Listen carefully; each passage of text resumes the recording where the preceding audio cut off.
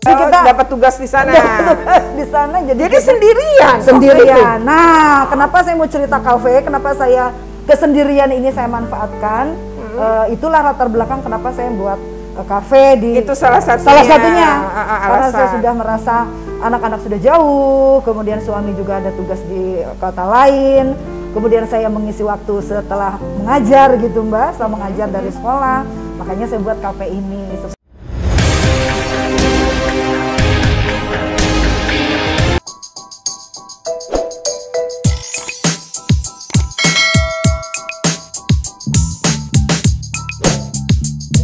Saat ini saya sedang dalam perjalanan menuju Bogor ya, Ciawi Bogor tepatnya. Akan ketemu dengan salah satu narasumber, dia seorang guru.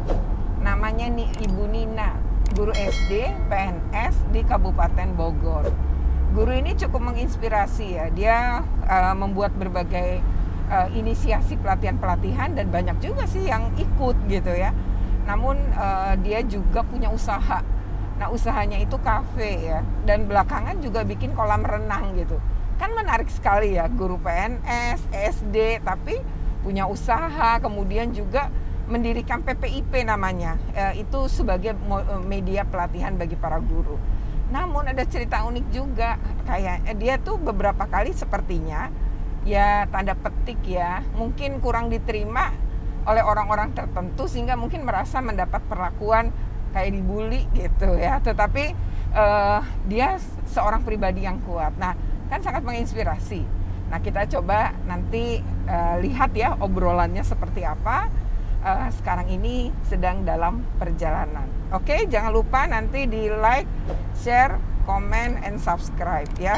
Bagi yang sudah subscribe kami ucapkan terima kasih. Bagi yang belum segera subscribe. Tapi kalau video ini sangat bermanfaat. Oke, sampai ketemu lagi di Bogor nanti.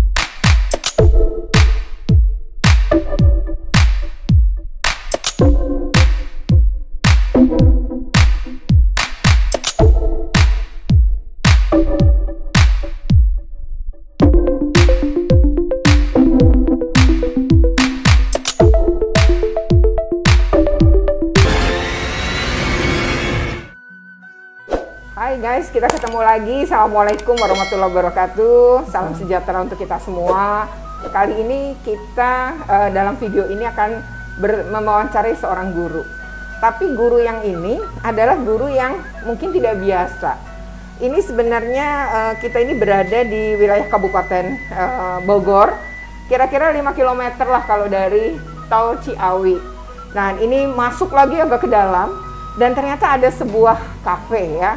Nah kafe ini ternyata dikelola oleh seorang guru yang kebetulan waktu itu memang dia kuliahnya tuh jurusannya pendidikan dunia usaha. Tapi ini sesuatu yang unik karena ada di sebuah kampung, kemudian mempekerjakan orang di sekitar kampung, dan juga ini yang dikelola oleh seorang guru yang juga PNS sebenarnya ya. Oke, kita akan ngobrol dengan Ibu Nina, dan ini kita sudah berada di kafe yang dia kelola sepulang dia dari sekolah kayaknya ini ya. Iya betul Mbak. Oke, Nina terima kasih banyak nih ya. Sama-sama. Kita karena teman lama, bahkan teman waktu masih unyu-unyu kata orang ya, karena masih mahasiswa, kita satu fakultas di IKIP Jakarta, dan ini mungkin setelah kita lulus lebih dari 25 tahun yang lalu ya. Oke, 25 tahun yang lalu, dan sekarang semua sudah banyak berubah. Nah, kita akan mulai ngobrol ya. Tapi sebelumnya jangan lupa untuk di like, share, comment, and subscribe jika memang teman-teman merasa video ini menginspirasi dan bermanfaat, maka ditunggu untuk segera mensubscribe, bunyikan loncengnya. Oke, kita ikuti percakapan atau ngobrol berikut ini. Terima kasih banyak. Terima kasih, ini Mbak, sama-sama. Sudah ngasih izin ya kita bertamu kemari. Tadi juga disediain makan siang. Terima kasih. Adanya dari kafenya ya, menu kafenya. Oke, sebelum ngobrol, kan katanya tak kenal maka tak sayang ya. Ya, Mbak.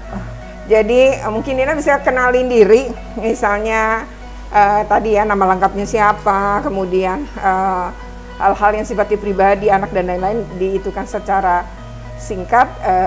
Silakan. Oke. Terima kasih Mbak Retno. Alhamdulillah nih udah luar biasa mau hadir ke kafe saya. Ini adalah kafe yang ada di kampung, betul, yang jauh dari kota. Betul seperti apa yang tadi dipaparkan di depan, saya adalah lulusan IKIP Jakarta, jurusan Pendidikan Dunia Usaha. Tapi sebelumnya saya kenalkan dulu, nama saya Nina Krisna Ramdhani. Saya lahirnya di Bogor, asli Mbak, Bogor, di Kabupaten Bogor, ya. Lewiliang dulu Lewiliang dulu lahirnya, betul. Lewiliang itu Kabupaten Bogor, 27 km dari kota. Oh, iya. Lahirnya di Lewiliang, 20 Oktober tahun 1971. Saya menikah dengan suami yang bukan guru, jadi kita beda profesi. Bidang apa suami? Suami itu di farmasi. Oh, kesehatan ya? Kesehatan, betul, di bidang kesehatan. Kemudian menikah, lahir 2 putra, 1 putra jadi 2, sudah sepasang. 1 putri sekarang di semester 6 Fakultas Kedokteran UIN. Kemudian yang kedua kelas 12 di SMA Presiden Boarding School Cikarang. Oh, jauh banget betul, ya. Mbak, jauh. Ini ya memang jadi boarding school jarang pulang ya? Betul, jadi kita nggak bisa nengok dan anak juga nggak bisa pulang. Tapi selama pandemi ini malah semuanya pulang karena kan nggak boleh. Semuanya ngumpul. Semuanya ngumpul di rumah. Karena biasanya jauh-jauh. Biasanya jauh semua. Jadi cuma pacaran aja berdua dan sejak 2018 suami pun di Cirebon. Oh iya? Ya, jadi kita dapat tugas di sana. Jadi sendirian. Nah, kenapa saya mau cerita kafe? Kenapa saya kesendirian ini saya manfaatkan? Itulah latar belakang kenapa saya buat kafe di. Itu salah satunya. Karena saya sudah merasa anak-anak sudah jauh, kemudian suami juga ada tugas di kota lain. Kemudian saya mengisi waktu setelah mengajar gitu Mbak, setelah mengajar dari sekolah. Makanya saya buat kafe ini supaya sekaligus membuka lowongan pekerjaan bagi warga sekitar. Betul. Jadi ini ada berapa jumlah pegawai? Semuanya ada, karyawan saya ada 4, tapi khusus untuk finance itu dipegang oleh anak saya yang Fakultas Kedokteran itu Mbak. Jadi dua anak saya itu saya libatkan untuk mengelola bisnis supaya mereka ngajarkan mereka untuk bisa ada sense entrepreneurnya lah sejak dini gitu. Ya penting itu ya. Betul Mbak. Nah, berarti itu 4-4-nya warga di sini. Betul, warga sini. Dan semua punya sekolah TK juga, itu juga yang ngajar warga sini. Betul. Taman Kanak-Kanak itu berdiri sejak tahun 2014. Itu semua guru-guru yang terlibat mengajar itu adalah orang sini, warga sini. Tidak saya hire dari luar ya. Walau mungkin banyak yang daftar, banyak yang melamar, betul. Tapi saya tetap memberdayakan orang lokal. Ada kolam renang juga, berarti itu juga warga sini yang misalnya yang ngebersihin, yang kan ada pasti ada tiket dan lain-lain gitu ya. Betul Mbak. Itu gimana? Nah, bisnis kolam renang itu memang selama pandemi ini Mbak saya bangun. Jadi selama 1 tahun inilah saya bangun. Itu belum banyak yang tahu juga. Itu adalah bisnis saya yang baru, yang mengelola adalah kakak saya nomor 1. Di usia pensiunnya dia masih mau juga untuk membantu gitu ya. Kemudian memanfaatkan sisa umurnya ke hal-hal yang produktif gitu. Terus karyawannya juga orang lokal juga. Iya kan, berarti guru yang beda kan punya bisnis kayak begitu gitu ya. Luar biasa, ini kayaknya gurunya kaya ya. Oke. Nah, selama jadi guru, yang aku tahu sih ya, karena aku juga pernah diundang ya. Dari narasumber. Itu kan ada PPIP ya, kalau nggak salah ya. Walau aku nggak ingat kepanjangannya apa itu, Nina? PIPP itu Pendidik Indonesia Pelopor Perubahan. Oh, jadi P-nya pendidik, ya. I-nya Indonesia, terus pelopor, perubahan, kemudian perubahan. Pendidik Indonesia. PIPP berarti. PIPP. Nah, gimana tuh waktu itu kok bisa bentuk itu? Kan Nina juga yang membentuk atau gimana itu ceritanya? Betul, Mbak. Jadi PIPP itu aku sendiri foundernya, aku yang mendirikan, aku sendiri yang mengomandoi lah ya. Saya jadi komandonya, saya ketua umum di sana. Cikal bakal berdirinya PIPP ini ketika saya merasa menjadi seorang guru SD. Saya diangkat PNS itu tahun 2016, Mbak. Oh, ya. Baru ya? Iya, 2006. Oh, 2006. Ya, 2006 diangkat PNS, kemudian saya karena di jurusan PDU itu langka banget ada penerimaan untuk PNS, akhirnya saya melamar pakai ijazah SPG, Mbak. Sekolah Pendidikan Guru. Oh, SPG yang dipakai ijazahnya. Yang dipakai ijazahnya SPG. Jadi makanya di SD. Makanya di SD. Jadi golongannya benar-benar dari golongan terendah 2A, Mbak. Oh, sekarang sudah 3C. 3C udah bisa jadi kepala sekolah. Udah jadi kepala sekolah. Sebentar lagi penempatan nih, mudah-mudahan ya, Mbak. Doain. Mudah-mudahan lah, pastilah didoakan. Amin. Kalau 3C udah lolos. Jadi karena aku PNS juga, jadi aku tahu struktur-struktur yang minimal berapa sih bisa menempati posisi ini gitu. Betul. Nah, ini kalau banyak ya, kegiatannya apa aja sih PIPP itu? Nah, PIPP itu, Mbak, aku berangkat dari ke Mbak Rasa, ke tertinggalan diri sebagai guru SD dari teman-teman yang jenjangnya lebih dari kita, seperti guru SMP dan guru SMA. Di guru SD sendiri, kalau ada pelatihan-pelatihan guru itu kan dana pemerintah itu terbatas, Mbak. Ya, nggak semuanya bisa ikut. Apalagi guru honor gitu. Apalagi guru honor sangat minim banget untuk mendapatkan fasilitas pelatihan dan pengembangan seterusnya. Jadi berangkat dari sana, aku mencoba bersama teman-teman beberapa orang berpikir kenapa nggak kita buat sendiri aja yuk, dari kita untuk kita oleh kita, supaya apa yang ilmu yang didapatkan program pemerintah itu kita nggak harus nunggu dapat gratisan dari pemerintah. Ya. Karena kan kalau nunggu bisa 5 tahun sekali ya, orang kebagian gitu ya. 8.000 PNS loh di Kabupaten Bogor, nggak akan semuanya bisa PNS, belum lagi honorernya, dan banyak juga kan honorernya. Banyak juga honorernya. Udah berapa bikin pelatihan tuh kalau di rata-rata dalam setahun berapa kali, atau malah Nina udah tahu tuh berapa jumlahnya? Sejak tahun 2017 didirikan itu kita sudah ada 23 jenis pelatihan, Mbak. 23 jenis pelatihan yang betul-betul itu memang permintaan, bukan kita yang create loh ya, Mbak. Jadi kebutuhan guru. Bu, bikin dong pelatihan inovasi pendidikan, Bu, bikin dong pelatihan tentang best practice. Jadi semua yang dibutuhkan oleh guru di dalam pengembangan keprofesiannya gitu.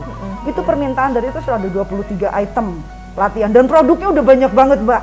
PIPP itu tidak hanya pelatihan yang hanya mendengarkan, kemudian ilmunya dapat, habis gitu keluar dari aula terus kita lupa gitu. Enggak, kita memang betul-betul menghasilkan outputnya produk buku atau jurnal pendidikan, atau kita bikin alat peraga dan seterusnya gitu. Jadi betul-betul punya manfaat sebenarnya ya untuk anak didik. Betul. Gitu ya. Ini sesuatu yang menarik dan ternyata dibikin sendiri juga, maksudnya ya inisiasinya dirimu sendiri ya. Betul. Dan itu menurut saya juga jarang ya, apalagi ini kan di SD nyadarin banget itu ya. Nina nih nampaknya nyadarin banget, dan itu kepeduliannya ya, sehingga mengajaklah ya teman-teman yang lain. Yaitu tentu sesuatu yang patut kita apresiasi ya. Nah, kalau itu oke deh, dedikasi kepada sesama pendidik gitu ya. Bagaimana kalau misalnya kita berbicara tentang ini konsep kafenya apa sih? Apa ada unsur pendidikannya juga nggak sih? Nah, kalau yang unsur kafe ini gini, Mbak, ceritanya ini menarik juga. Jadi dulu sebelum saya ngebangun kafe ini untuk kopi dan seterusnya, itu saya dengan suami tuh ingin punya sekolah barista. Apa itu? Barista itu adalah sekolah untuk orang yang bisa meracik kopi. Oh, Tapi sekolahnya aja loh ya. Kita punya cita-citanya tuh bikin sekolah Kayaknya ijazah barista tuh dibutuhin banyak kafe karena kafe banyak menjamur ya. Di Jakarta, di Bogor semua kuliner kafe-kafe. Itu kita bikin sekolah barista. Terus abis gitu ngomong lagi ke suami, daripada saya jauh-jauh bikin pelatihan ke Cibinong, ke Dinas Pendidikan kan jauh tuh Mbak, ke Cibinong ya jauh banget. Jauh banget kan dari sini. Saya ingin di kafe ini ada space di mana ada aula untuk belajar gitu ya. Aula belajar. Kemudian nanti ada perpustakaan yang nanti guru-guru anytime bisa ikut baca di sini, bisa ikut training di sini, mini workshop dan sebagainya. Kita juga udah siapkan ruangannya di sana. Jadi terintegrasi lah kepinginnya Mbak ada yang. Jadi ini sebenarnya kepinginnya ya sekalian usaha, sekalian praktek, ada edukasinya, memberi kesempatan orang lain untuk mau belajar gitu ya. Betul. Itu ngenain biaya. Kalau yang training kita sistemnya subsidi silang Mbak. Jadi kalau ada yang seperti misalnya kita ngundang Baroto kemarin, kita ngundang pakar narasumber yang ahli di bidangnya tuh kita berbayar. Tapi tidak mahal lah, itu 1.000 atau 50.000 ya. Itu pun untuk konsumsi dikembalikan ke peserta. Konsumsi dan mungkin bayar si narasumbernya gitu. Betul. Jadi ada konsumsi mereka, makan mereka. Tapi kalau yang daring, apalagi sekarang nih zaman pandemi, daring, mentoring via WhatsApp, kemudian webinar, Zoom, itu free Mbak. Nggak ada biaya. Nggak ada biaya, kecuali kita memang mencetak buku ya. Kalau mencetak buku kan ada biaya cetak. Ada biaya cetak, jurnal, ada biaya. Jadi lagi pandemi produktif juga produktif banget. Guru-guru juga main di sini nggak, maksudnya untuk belajar, diskusi atau apa gitu. Pernah gunain kafemu nggak? Sebelum pandemi ini lokasinya belum jadi Mbak. Jadi memang hanya 1-2 teman SPG. Kemarin juga reuni teman-teman SPG juga di sini. Nah selama pandemi ini mereka cooling down dulu. Iya, karena memang kan kita nggak boleh. Betul, dibatasi. Sering kumpul ya, kerumunan. Tapi nanti insya Allah kedepannya enggak Mbak. Enggak ya. Bisa rame lah. Artinya kamu investasi dulu ya.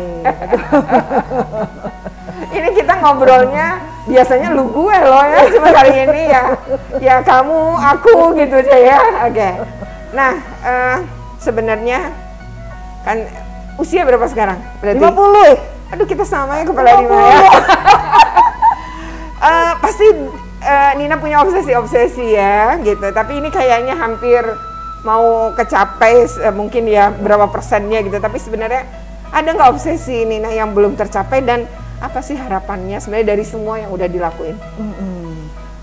Satu aja sih Mbak, dari sekian banyak yang sudah aku capaikan, aku sih tidak akan kufur nikmat. Semua yang saya cita-citakan selama hidup, semuanya diijabah ya. Artinya Tuhan memberi kemudahan saya untuk bisa merealisasi semua mimpi. Cuman ada satu mimpi saya dulu pernah bercita-cita ingin punya perguruan tinggi Mbak. Nggak tahu. Tapi nggak tahu nih sekarang umur udah 50 tahun bisa apa enggak? Mungkin enggak gitu. Mungkin apa enggak? Udah kelelahan barangkali untuk berpikir. Tapi mungkin tadi sekolah barista itu tadi apa? Barista. Oh, barista. Sekolah barista itu ya. Mungkin itu yang itu kali Tuhan mewujudkannya dengan begitu mungkin atau sekolah kuliner SMK gitu kali Mbak. Ini kan kayak semacam apa ya? Workshop ya? Tempat ini kayak lapangannya gitu ya untuk praktik gitu kan? Ya, sepertinya gitu. Jadi mungkin memang bukan nggak tercapai tapi dalam bentuk, karena kekiniannya kan kafe-kafe, kopi-kopi itu banyak ya? Banyak banget, sekarang ini berjamur banget Mbak. Banyak yang cuma pakai, kalau Nina kan punya begini luas ya, tapi kan ada yang cuma satu ruangan kecil gitu ya. Yang penting kan tadi ya nggak minum di situ, tapi pesan lewat online gitu ya. Jadi ini kayaknya memang Tuhan mungkin memberikan itu ya. Ke sana mungkin ya Mbak. Tapi kalau harapanmu sendiri terhadap semua yang sudah dilakukan ini, apa harapannya nanti ke depan nih? Kalau harapannya saya ingin ya tentunya hidup kita bermanfaat untuk banyak orang lah ya Mbak. Artinya dengan membuka lapangan pekerjaan ini pun tentu akan banyak orang yang kita pekerjakan. Mereka juga merasa merasa berterima kasih kepada kita, merasa bermanfaat kehidupannya, dan kita membantu juga gitu ya. Apalagi di masa pandemi ini banyak sekali orang-orang yang dirumahkan, banyak kehilangan pekerjaan, banyak yang bisnisnya juga kolaps gitu ya. Tapi sementara ini kita alhamdulillah masih survive dan bermanfaat aja Mbak bagi orang banyak. Mudah-mudahan kolam renang juga nggak mahal kok Mbak, cuma 10.000 per kali masuk. Per kali masuk per tiket. Kita survei di sekelilingnya udah hampir 35.000, 50.000. Ini 10.000. Kalau kita 10.000, kita yang murah meriah, masyarakat menengah ke bawah merasakan rekreasinya, edukasinya. Dan nggak usah jauh-jauh gitu ya kalau misal orang di sekitar sini ya. Betul. Jadi kalau hitung-hitungan margin kita nggak ngambil untung banyak lah Mbak gitu Iya. Tapi emang ada itu ya, apa sih idealisme ya, untuk kelompok menengah ke bawah tuh bisa dapat bisa mengajak keluarganya gitu ya, karena renang tuh anak-anak seneng kayaknya dimanapun ya. Seneng lah. Kok Nina tuh bisa punya pikiran tuh gimana tuh ceritanya? Kalau kolam renang aku berpikir gini ya Mbak, sepertinya kalau berenang untuk orang-orang di desa itu sesuatu yang mahal, mewah gitu ya, mewah. Apa ada sih kolam renang di daerah sini, hanya fasilitasnya amat sangat sederhana. Nah saya ingin bagaimana caranya orang-orang di desa menikmati fasilitas yang lumayan mewah begitu ya, yang dengan harga yang sangat terjangkau. Jadi berarti emang konsepnya itu ya. Jadi kita sudah dengarkan tadi ya semua sesuatu yang menarik. Kan tadi dari awal saya udah bilang, ini ada guru tapi beda, dan gurunya guru di kampung. Dia bilang sendiri ya, guru di kampung gitu ya. Guru SD, tadi jadi PNS juga daftarnya pakai ijazah SPG, dan sebentar lagi akan jadi kepala sekolah, tinggal nunggu penempatan ya. Kemudian juga tadi ada beberapa ya. Pertama, semangatnya untuk membangun mimpi, dan semangatnya untuk mewujudkan apa yang dia inginkan betul-betul terrealisasi. Sehingga ada kafe, ada sekolah tadi TK, dan juga ada kolam renang. Yang kedua adalah tentang bagaimana ya ini punya kepedulian tentang mereka yang menengah ke bawah. Jadi biasanya kalau kita punya bisnis tuh pinginnya untung gede, kali ini tidak dia mempekerjakan orang sekitar. Yang kedua juga ingin ya agar itu orang-orang sekitar atau kelompok menengah ke bawah memang di sekitar Kabupaten Bogor itu bisa menikmati fasilitas kolam renang tadi misalnya, dengan fasilitas yang lumayan oke, tapi harganya terjangkau ya, sangat terjangkau untuk kelompok menengah ke bawah ya. Demikian diskusi kita, perbincangan menarik ini ya. Jangan lupa untuk like, comment, share, and subscribe. Jika video ini dan isinya tadi bermanfaat, maka silahkan segera di subscribe, di share sebanyak-banyaknya ke kenalan kamu, dan pencet tombol loncengnya. Sampai ketemu lagi. Assalamualaikum warahmatullahi wabarakatuh. Nina, terima kasih. Waalaikumsalam warahmatullahi wabarakatuh, Mbak.